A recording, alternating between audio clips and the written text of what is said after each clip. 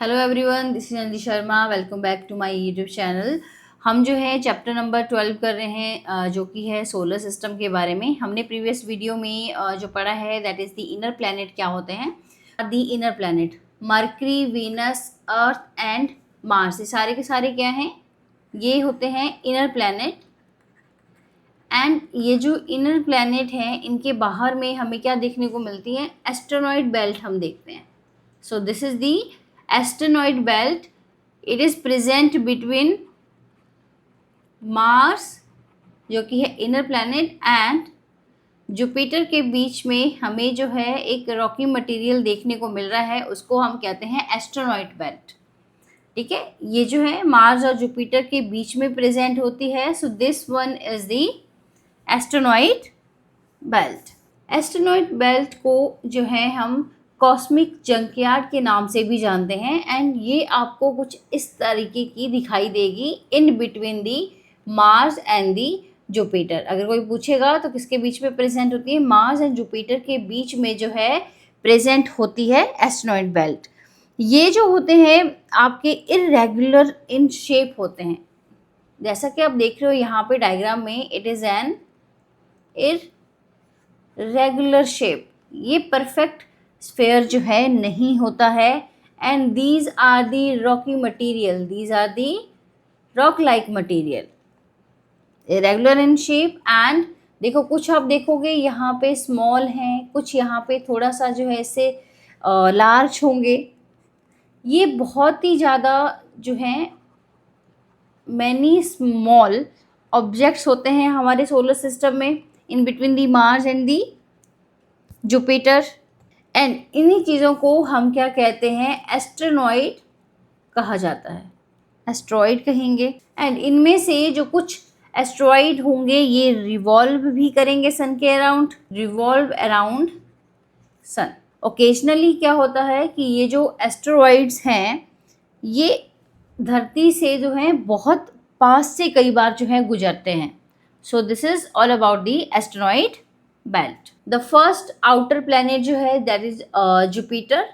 Jupiter जो है largest planet होता है। ठीक है, ये क्या है, एक लार्जेस्ट प्लैनेट है। ये इतना बड़ा होता है कि इसके अंदर जो है 1000 जो अर्थ हैं वो फिट हो सकती हैं। ठीक है, ये इतना बड़ा है साइज में कि अगर हमारी जो अर्थ है उसका जो नंबर है अगर 1000 है, वो उसके अंदर ईजिली जो है फिट हो जाएगा। एंड ये जो है किस चीज़ के लिए फेमस होती है, जो इसके अंदर जो हमें ये रेड स्पॉट जो है देखने को मिल रहे हैं। ठीक है, रेड स्पॉट हमें यहाँ पे देखने को मिलते हैं। ये लार्जेस्ट प्लेनेट है। उसके बाद जो आता है that is the Saturn. Saturn में देखोगे आप तो यहाँ पे एक आपको फ्लैट रिंग जो है आपको देखने को मिलेगी। सैटर्न जो है वो इस चीज के लिए जाना जाता है। सैटर्न को हमारे यहाँ पे किस नाम से जानते हैं, इसको जानते हैं हम शनि ग्रह के नाम से, शनि बोलते हैं हम। जुपिटर को हम यहाँ पे क्या कहते हैं, बृहस्पति कहते हैं। बृहस्पति को जो है हमारे यहाँ पे गुरु माना जाता है। ठीक है, इंडिया में बृहस्पति एंड गुरु बोला जाता है। नेक्स्ट जो आउटर प्लैनेट है that is the Uranus. Ice giant होते हैं। एंड ये जो है एक अलग ही तरीके से जो है वो अपनी एक्सिस पे टिल्ट हुए होते हैं। इनका जो टिल्ट करने का जो तरीका है that is very different from the other planet. Next is Neptune. Neptune में कोल्ड एंड विंडी जो है हमें इनका एटमॉस्फेयर देखने को मिलता है। एंड ये जो है सन से जो है सबसे ज्यादा दूरी पे है। तो लास्ट प्लैनेट क्या है आपका, नेपच्यून। ठीक है, these are the outer planet. ठीक है, आउटर प्लैनेट है। एंड जो आउटर प्लैनेट है ये हमने बोला कि ये अर्थ के कंपैरिजन में क्या होते हैं, जाइंट हम बोल रहे हैं तो मतलब लार्ज होंगे as compare to the earth. Mostly किस चीज से बने होते हैं, गैसेस के बने होते हैं, इसलिए हमने इनको गैस जाइंट के नाम से भी बोला। ये किस चीज के लिए जाने जाते हैं, यहाँ पे हमें लार्ज फ्लैट रिंग स्ट्रक्चर जो है हमें देखने को मिलता है लाइक दिस। ये वाला स्ट्रक्चर हमें जो है इनर प्लैनेट में नहीं देखने को मिलता है। ठीक है, और इनका जो ये जो लार्ज फ्लैट रिंग स्ट्रक्चर है ये किस चीज से बना होता है? Dust particle and Rocky material, dust particle and the Rocky material. First one is the Jupiter. Jupiter को किंग ऑफ प्लेनेट भी बोला जाता है बिकॉज इसका जो नाम है वो जो है लिया गया है रोमन जो माइथोलॉजी है उनके जो गॉड हैं, that is king of god. Clear? Jupiter जो है लार्जेस्ट प्लेनेट हमने बोला। Its atmosphere is turbulent. Colourful band देख रहे हो आप यहाँ पे, these are the colourful band. ये क्या है? कलरफुल बैंड है। एंड यहाँ पे हमें स्वर्लिंग स्टोन भी देखने को मिलता है। यहाँ पे हमें जो रिंग देखने को मिलती है वो बहुत ही ज्यादा फेंट होती हैं। एंड जुपिटर में हमें जो है 95 जो ऑफिशियली रिकॉग्नाइज्ड मून है हम यहाँ पे देखते हैं। ठीक है, these are the name of the moon of Jupiter. ठीक है, जुपिटर का सिग्नेचर अगर आप देखेंगे दैट इज द स्वर्लिंग, आपको यहाँ पे दिखाई दे रही होगी लाइक दिस। एंड यहाँ पे इसका जो एटमॉस्फेयर है वो कैसा होगा? Cold and windy. यहाँ पे हमें देखने को मिलता है अमोनिया, वाटर। क्लियर? एंड इनका जो एटमॉस्फेयर है यहाँ पे हमें हाइड्रोजन एंड हीलियम देखने को मिलता है। ये हमने पीछे भी डिस्कस किया अभी। यहाँ पे हमें डार्क ऑरेंज कलर के बैंड दिखाई देते हैं, इनको हम कहते हैं बेल्ट। ठीक है, क्या कहते हैं? डार्क ऑरेंज जो हो गया इनको हम कहेंगे बेल्ट्स। एंड जो हम देख रहे हैं रेड स्पॉट, हमने बोला ना कि रेड स्पॉट हमें देखने को मिलता है, दिस वन। ये जो रेड स्पॉट है ये बेसिकली क्या होते हैं? These are the giant storm and these are bigger than the Earth. ठीक है, यहाँ पे हमें लाइटर, यहाँ पे हमने एक डार्क ऑरेंज देखा बेल्ट, तो इसी के अलावा हमें एक लाइट बैंड भी देखने को मिलता है जो कि zone and flow east and west in the opposite direction. यहाँ पे ये जो है लाइफ यहाँ पे हमें नहीं देखने को मिलती है, not conducive for life, because यहाँ पे क्या होता है जो टेम्परेचर प्रेशर होता है वो बहुत ही ज्यादा एक्सट्रीम होता है। तो अगर एक्सट्रीम होता है तो यहाँ पे जो है लाइफ पॉसिबल नहीं होती है। बट इसके जो वन ऑफ दी मून्स है वहां पे मे भी शायद जो है वो लाइफ देखने को मिल सकती है। ठीक है, so this is the sun and ये जुपिटर है। इनके बीच का जो डिस्टेंस है that is 778 million kilometer and 5.2 AU रहता है। एंड इसकी सन रेज को यहाँ तक ट्रेवल करने में लगते हैं 43 मिनट्स। कितने लगते हैं? 43 मिनट्स लगते हैं। एंड इसका जो वन डे है, one day is equal to 10 hours. ठीक है, अर्थ का कितना होता है? अर्थ का 24 आवर्स होता है, तो इसका सिर्फ 10 घंटे में ही एक दिन पूरा का पूरा हो जाता है। तो 1 ईयर कितने दिन में हो जाएगा? ठीक है, 1 ईयर जो है इसका रहेगा सेम एज 11.8 जो अर्थ ईयर्स है। ठीक है, डेज अगर डेज इसके कम हो जाते हैं, आवर्स कम हो जा रहे हैं, तो ईयर भी क्या है इसका 10 ज्यादा होगा, that is same as the 11.8 earth year. हमारे यहाँ के 11.8 अर्थ ईयर्स और जुपिटर का सिर्फ और सिर्फ 1 साल होगा। जुपिटर का सिर्फ और सिर्फ 1 साल होगा। और इसका जो एटमॉस्फेयर है that is also the thick atmosphere हमें यहाँ पे देखने को मिलता है। हाइड्रोजन एंड हीलियम हमें देखने को मिलते हैं। नेक्स्ट इज दी शनि ग्रह। इसको हमारे यहाँ पे जो है शनि देव के नाम से भी जाना जाता है। एंड यहाँ पे हम क्या देखते हैं, वो बहुत ही ज़्यादा वंडरफुल फ्लैट रिंग जो है हमें देखने को मिलती है, इसलिए हम इसको रिंग्ड वंडर के नाम से भी जानते हैं। क्लियर? इसके नाम से जानते हैं, आपका रिंग वंडर के नाम से भी जानते हैं। यहाँ पे हमें आइस देखने को मिलती है, रॉक पार्टिकल्स हम देखते हैं। इसके अलावा इसके जो है मून भी हमें देखने को मिलता है। एंड ये जो है सेकंड जो है आपका including the Titan, the second largest moon in the solar system. So शनि ग्रह के बारे में कुछ इंपॉर्टेंट जो फैक्ट हैं इसके कि इसकी मून कितनी होती है? 146 मून हमें देखने को मिलती है। ठीक है, यहाँ पे जो है हाइड्रोजन होगा, हीलियम हमें देखने को मिलेगा। देन ये जो है सेकंड लार्जेस्ट है प्लेनेट, ये आता है 6th नंबर पे, और इसी को ही हम कहते हैं सेकंड लार्जेस्ट। इसी को ही हम कहते हैं सेकंड लार्जेस्ट। एटमॉस्फेयर कैसा होगा इसका? थिक एटमॉस्फेयर है। यहाँ पे हमें जो है 7 मेन रिंग्स जो हैं देखने को मिलती हैं। यहाँ पे हमें 7 मेन रिंग जो है हमें देखने को मिलती है। शनि ग्रह का एक दिन जो है वो 10.7 आवर्स के बराबर होता है। तो इसका ईयर कितना हो जाएगा? इसका ईयर हो जाएगा 29 अर्थ डेज। ठीक है, अर्थ ईयर 29 हमारे यहाँ के 29 अर्थ ईयर्स एंड शनि ग्रह का सिर्फ और सिर्फ 1 साल होगा। एंड इनका जो नेम है वो लिया गया है रोमन से ही, उनके जो गॉड ऑफ एग्रीकल्चर हैं, God of agriculture and wealth से। ठीक है, ये जो नेम है सैटर्न, ये कहाँ से आया है? जो रोमन माइथोलॉजी है उसके according god of agriculture and wealth. So next हम बात करते हैं इसके डिस्टेंस के बारे में कि जो अर्थ है and this is the Shani ग्रह, डिस्टेंस जो है इसका सन से एंड शनि ग्रह तक का दैट इज 1.4 बिलियन किलोमीटर। हम कह लेंगे इसको 9.5 AU एंड इसकी जो सन रेज है उसको पहुंचने में लगते हैं 80 मिनट्स। कितने लगते हैं? 80 मिनट्स लगते हैं। ठीक है, इसकी हमें डिफरेंट शेड भी देखने को मिल सकती हैं, जैसे कि येलो हो गया, ब्राउन हो गया and grey. Clear? Now the next planet is the Uranus. ठीक है, इसका मैंने बताया कि इसकी जो एक्सिस है ना वो कैसी होती है, स्लाइटली डिफरेंट होती है अदर प्लेनेट से, बिकॉज ये जो है प्लेनेट ये रोटेट करता है एट नियरली 90 डिग्री पे, नियरली 90 डिग्री एंगल जो है इसका फ्रॉम प्लेन ऑफ ऑर्बिट। सो उसकी वजह से क्या होता है कि जो ये जो यूरेनस है ये हमें ऐसा दिखेगा कि ये ना स्पिन कर रहा है साइडवेज। ठीक है, दिस इज इम्पॉर्टेंट कि ये एक ऐसा प्लेनेट है जो हमें कैसा पेयर होता है कि ये साइडवेज में जो है स्पिन कर रहा है।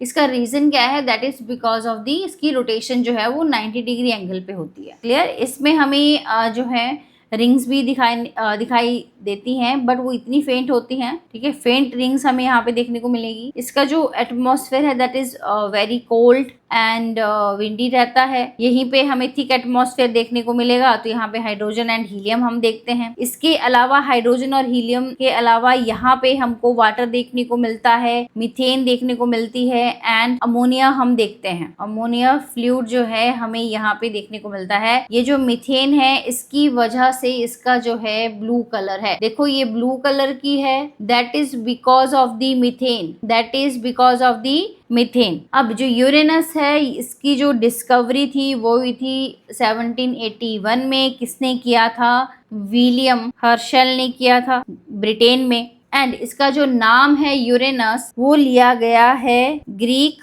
जो गॉड ऑफ स्काई है। ठीक है, किससे लिया गया है? गॉड ऑफ स्काई से जो है इसका नाम लिया हुआ है। एंड यूरेनस जो है फर्स्ट प्लेनेट है जिसको with the help of telescope जो है देखा गया था। With the help of telescope जो है इसको देखा गया था। सो ये फर्स्ट प्लेनेट है जिसको टेलीस्कोप की हेल्प से देखा गया था।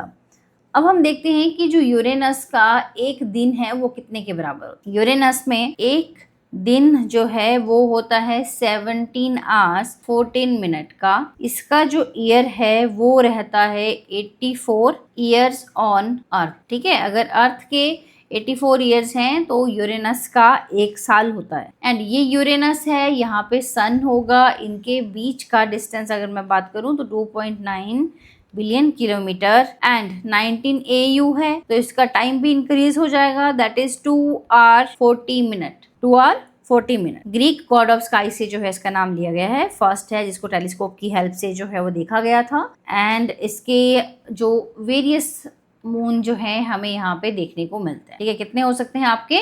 मोर देन डजन। और ये जो है यूरेनस ये जो स्पिन करता है दिस इज इम्पॉर्टेंट कि अपोजिट डायरेक्शन में करेगा। ठीक है, ये अपोजिट डायरेक्शन में जो है वो स्पिन करता है। इसके अलावा भी मैंने आपको एक प्लेनेट बताया था जो भी जो है अपोजिट डायरेक्शन में करता था, दैट इज द वीनस। ठीक है, वीनस भी जो है वो अपोजिट डायरेक्शन में स्पिन करता था। अगर वीनस के बाद कोई है जो अपोजिट करेगा दैट इज द यूरेनस। ये इसका एक इम्पॉर्टेंट पॉइंट है। सेकंड की ये हमें जो है वो साइड वाइज जो है वो स्पिन होता हुआ दिखाई देता है, that is because of this की रोटेशन की 90 डिग्री एंगल पे जो है प्लेन ऑफ ऑर्बिट से रोटेट करता है। ब्लू कलर जो है इसका मीथेन की वजह से होता है। Now the next important planet जो है दैट इज दी नेपच्यून। यहाँ पे हमें इसके जो है वो 16 मून हमें देखने को मिलते हैं। ठीक है, और यहाँ पे हम क्या देखते हैं कि जो thick fog of water, ammonia and methane देखने को मिलता है। एंड इसका जो एटमॉस्फेयर है यहाँ पे भी हमें हाइड्रोजन, हीलियम एंड मीथेन देखने को मिलेगा। यहाँ पे हमें जो है 6 रिंग्स देखने को मिलती हैं, बट वो बहुत ही ज्यादा फेंट होती हैं, so it's very hard to see them. ठीक है, यहाँ पे थिक एनवायरमेंट ही होगा, थिक एंड विंडी एटमॉस्फेयर हमें देखने को मिलता है। कैसा होगा? डार्क है, कोल्ड है एंड वेरी विंडी है। एंड इसका जो नाम है वो लिया गया है रोमन के according god of sea, god of sea से लिया गया है। क्लियर? यहाँ पे जो एक दिन है ना इसका ये होता है 16 घंटे के बराबर। ठीक है, 16 घंटे के बराबर होता है। सो इसको एक 1 कंप्लीट रोटेशन करने में एक कंप्लीट ऑर्बिट लगाने में बेसिकली इसको कितना टाइम लगता है, इसको लग जाते हैं 165 अर्थ ईयर्स, क्योंकि एक दिन में तो 16 घंटे में हो जाता है आपका, तो जल्दी जल्दी रोटेट करेगा या धीरे धीरे रोटेट करेगा। तो एक रोटेशन देखो कंप्लीट करने में, इसको एक पूरा का पूरा ऑर्बिट लगाने में कितना टाइम लग जाता है, 165 अर्थ डेज जो है इसको लग जाते हैं, एंड जो कि बहुत लंबा साल हो गया आपका। देखो हमारे यहाँ पे तो 365 डेज का होता है, बट यहाँ पे इसकी जो रोटेशन है, इसकी जो पूरा ऑर्बिट इसने कंप्लीट करना है वो 165 अर्थ ईयर में करता है, जो कि बहुत ही लंबा टाइम होता है। ठीक है, बहुत ही लंबा टाइम होता है। और इसकी जो डिस्कवरी है वो हुई है 1846 में। किसने किया है? अर्बिन ली वेरियर ने किया है। Clear? Now the next is कि इसका डिस्टेंस क्या रहता है सन से। सो जो डिस्टेंस है इसका last, this is the last planet, तो 4.5 बिलियन किलोमीटर एंड 30 AU हो गया। एंड इसकी जो सन रेज हैं वो ट्रेवल करने में लगाएंगी 4 आवर्स टू ट्रेवल। कितना लगाएंगी? 4 आवर्स टू ट्रेवल हो गया। क्लियर? 4 आवर्स टू ट्रेवल जो है ये लगाती हैं। स्ट्रक्चर जो हमने ऑलरेडी जो डिस्कस कर लिया कि ये हॉट डेंस है, फ्लूइड ऑफ आइसी मटेरियल हमें यहाँ पे देखने को मिलता है, वाटर देखने को मिलेगा, अमोनिया, एटमॉस्फेयर जो है वो मोस्टली हाइड्रोजन होगा and helium and methane. So this is the Neptune. अब ये जो प्लेनेट हमने किए, इन प्लेनेट के बाद जैसे नेपच्यून लास्ट है, तो इसके बाद में हमें जो है एक बेल्ट देखने को मिलती है, that belt is called the Kuiper belt. ठीक है, यहाँ पे हमारे जो है वो सारे के सारे प्लेनेट हो जाते हैं। तो यहाँ पे हमारे होगी प्लेनेट, तो ये लास्ट वन था आपका, दैट इज द नेपच्यून। ठीक है, तो इसके बाद में हमें यहाँ पे एक जो है वो बेल्ट देखने को मिलती है। इस बेल्ट को हम कहते हैं Kuiper belt. It is a region beyond the Neptune. And यहाँ पे हमें जो है अदर ऑब्जेक्ट देखने को मिलते हैं, जैसे कि प्लूटो हो गया, and it is believed to be the source of the many other comet. So beyond Neptune क्या देखने को मिलता है? क्यूपर जो है बेल्ट हमें देखने को मिलती है। ये जो है होम होता है वेरियस आइस ऑब्जेक्ट का, like the Pluto. Now the next is the asteroids हमने कर लिए कि कॉमेट्स क्या होते हैं। कॉमेट्स को जो है आईसी वंडरर के नाम से भी जाना जाता है। ठीक है, किस नाम से जानते हैं इनको? आईसी वंडरर के नाम से भी जानते हैं। एंड ये जो ऑब्जेक्ट्स हैं, आईसी ऑब्जेक्ट्स होंगे, इनके पास हम क्या देखते हैं? हमें एक लॉन्ग टेल जो है यहाँ पे हमें देखने को मिलती है। ठीक है, लॉन्ग टेल हम देखते हैं। एंड ये किस चीज से बने होते हैं? These are made up of dust, gases, rocks and ice. ठीक है, तो जैसे जैसे ये सन के पास आता है, सपोज करो दिस इज द सन। ठीक है, जैसे जैसे ये सन के पास में यहाँ पे आ रहा है, तो जो फ्रोजन मटेरियल होगा, जो आइस है, वो इवेपोरेट होना स्टार्ट हो जाता है। ठीक है, वो इवेपोरेट होना स्टार्ट हो जाएगा। तो जब वो इवेपोरेट हो रहा है तो उससे क्या होगा? इसकी जो टेल आपको दिखाई दे रही है, that is nothing but T, कि यहाँ पे जो फ्रोजन मटेरियल है इसका कॉमेट का, वो इवेपोरेट हो रहा है। सो इवेपोरेट होने से इसकी जो है वो टेल बनती है, फॉर्म दी टेल। क्लियर? ये जो है आपको dim as they move away from the sun and then. इसका मतलब क्या हो गया कि जैसे जैसे देखो ये सन के पास में आ रहा है, तो अगर ये सन था तो इससे दूर जा रहा है। ठीक है, यहाँ पे चला गया, तो इसके बाद ये क्या हो जाएगा? डिम। कैसे? जैसे आपको इसके पास में आ रहा है तो आपको थोड़ा सा अच्छे से दिखेगा, जब ये सन से दूर चला जाएगा तो एक टाइम ऐसा आएगा कि जब ये पूरा का पूरा डिसअपियर हो जाएगा एंड आप उसको जो है वो नेकेड आई से नहीं देख सकते। क्लियर? एंड ये जो है जैसे सन से दूर भी जा सकते हैं। एंड समटाइम क्या होता है कि जैसे ये कॉमेट आ रहा है ना, तो ये यहीं पे ही क्या हो जाएगा? इसका कोलिजन हो जाएगा। और अगर ये इसका कोलिजन हो जाएगा तो ये टुकड़ों, जिसके टुकड़े टुकड़े हो जाएंगे एंड ये ऑटोमेटिकली क्या हो जाएगा? डिसअपियर हो जाएगा। बट समटाइम क्या होता है कि ये अर्थ से दूर भी जा सकता है, अर्थ से दूर भी जा सकता है। So this is the comet. तो यहाँ पे हम क्या देखते हैं? ये जो टेल है, tail is the result of evaporation. Evaporation कब होगी? जैसे जैसे सन के पास में आएगा तो हीट बढ़ेगी, टेम्परेचर बढ़ेगा, तो उससे जो फ्रोजन मटेरियल होगा वो इवेपोरेट करेगा, वो टेल की फॉर्मेशन बना देगा। क्लियर हो गया इतना? इसके अलावा किस चीज से बना होता है? Dust, gases, rocks and ice. Long tail हमें देखने को मिलती है, आईसी वंडरर हम इनको बोला जाता है। अब ये जो है इनका ओरिजिन, मैंने पीछे बताया आपको कि बियॉन्ड नेपच्यून एक बेल्ट होती है, तो वहाँ पे वो होम होती है वेरियस जो आईसी ऑब्जेक्ट होंगे। ठीक है, तो ये कहाँ से ओरिजिनेट होता है? फ्रॉम दी क्यूपर बेल्ट और दी ओरट क्लाउड से जो है ये क्या होता है? ओरिजिनेट होता है। एंड अदर एग्जाम्पल कोई फेमस आप मुझे बता सकते हैं? दैट इज दी नेम है हेली कॉमेट। ठीक है, ये अपीयर हुआ था लास्ट टाइम 1986 में, और ये ना एवरी 76 ईयर्स में जो है क्या होता है? अपीयर होता है। ठीक है, तो अब पता नहीं कब होगा, तो आप लगा लें कि 86 में हुआ था, और 86 में 76 ईयर्स ऐड कर लो, तब ये दोबारा से आपको देखने को मिलेगा। नाम क्या होता है इसका? Heli comet. क्लियर हो गया? This is called the IC wonder. ठीक है, और हमारे यहाँ पे इसको किस नाम से जाना जाता है? ठीक है, जो कॉमेट्स है हमारे यहाँ पे इसको धूमकेतु भी बोलते हैं। क्या बोलते हैं इसको?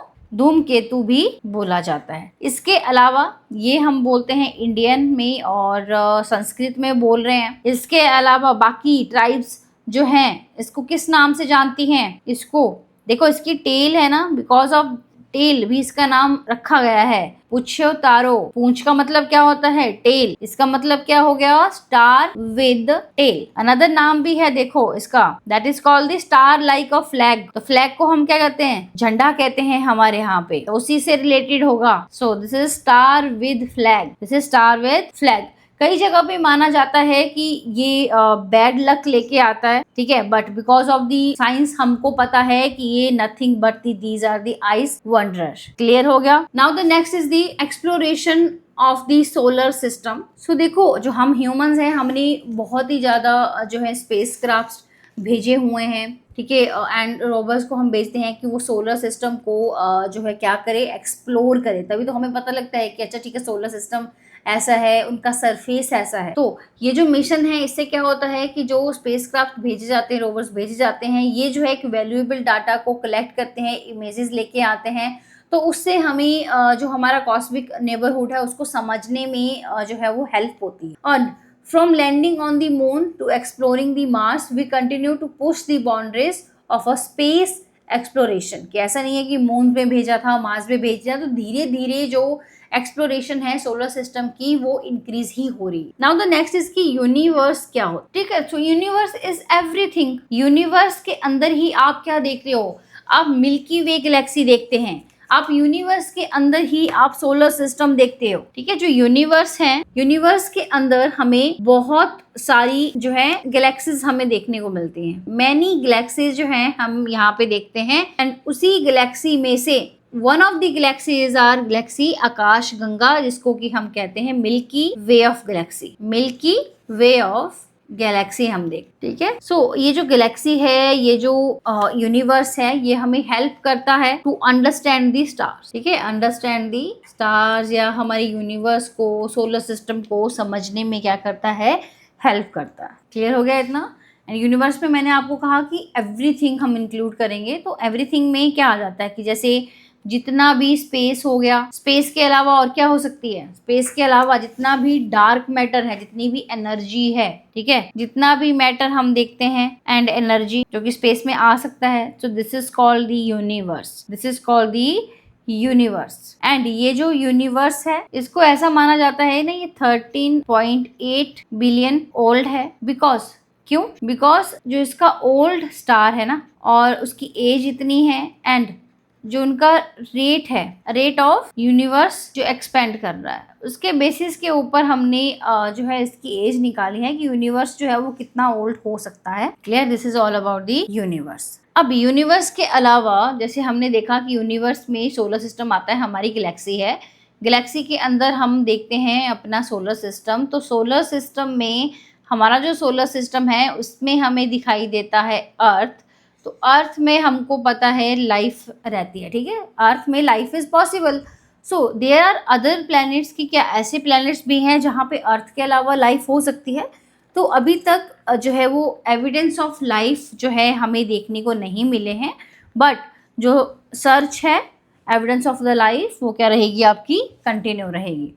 So the search for life has been directly mostly toward the exoplanet। ठीक है, exoplanet क्या होते हैं? ये ऐसे प्लैनेट हैं जो कि रिवॉल्व करते हैं अराउंड अदर स्टार्स। ठीक है, हम जो अर्थ है वो सन के अराउंड रिवॉल्व करती है, बट सन के अलावा हमारे सिस्टम में कुछ ऐसे ही प्लैनेट्स भी हमें देखने को मिलते हैं जो किसी और स्टार के अराउंड जो है वो रिवॉल्व करते हैं। ठीक है। So these are called the exoplanets. ऐसे प्लैनेट्स होते हैं जो कि रिवॉल्व करते हैं around the other stars in our galaxy. तो ऐसे प्लैनेट्स जो हैं वो देखे गए हैं हमारी गैलेक्सी में। तो यहाँ पे जो है हम किस चीज़ को फाइंड आउट कर रहे हैं, हम फाइंड आउट कर रहे हैं कि अदर देन अर्थ क्या कहीं और पे भी एविडेंस ऑफ लाइफ क्या हमें देखने को मिलते हैं, बट नॉट फाउंड येट। ठीक है, तो अभी तक हमें पता नहीं चला है, but the search is continue, search is on and continue. ठीक है, पहले तो ऐसा माना जाता था कि हमारी गैलेक्सी है, सोलर सिस्टम होगा, बट धीरे धीरे जैसे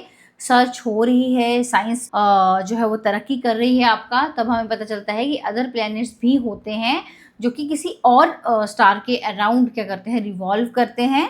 तो उस चीज़ में देखा जा रहा है कि क्या उन प्लैनेट्स में जो है वो लाइफ पॉसिबल है या नहीं है। ठीक है, सर्च क्या है, is on and continue. So search for life beyond the earth, हमने अभी आपको बताया कि एक्सोप्लैनेट क्या होते हैं। So this is the same. Now the next is कि क्या आपको कोई क्वेश्चन है तो आप मुझे कमेंट कर सकते हैं। Thank you so much for your attention.